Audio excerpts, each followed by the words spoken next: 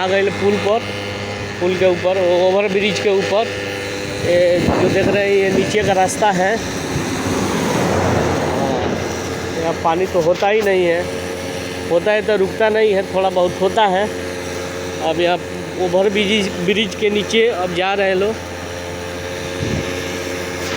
ये जो नीचे वाला रोड गया है वो है, जो गाड़ियाँ दिख रही है जा रही है सब। वो सब रोड बनाने के लिए वो सब। और तो गाइस आ गए हैं लोग, ओवर ब्रिज के नीचे उतर रहे हैं लोग।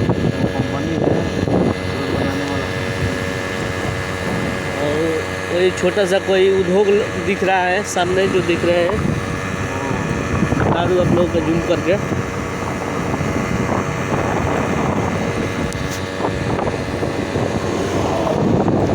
यहाँ का यही रोड है जो देख रहे हैं, इसी रोड पर जा रहे हैं लोग।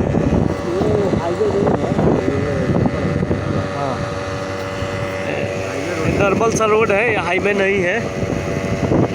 सब देख रहे हैं कि सब रेगिस्तान है। कुत्ता है, बहुत कुत्ता है। हाँ, मतलब सुनसान एरिया है। ये सब कुत्ता देख लीजिए, यहाँ पर बहुत सारे कुत्ता हैं लोग।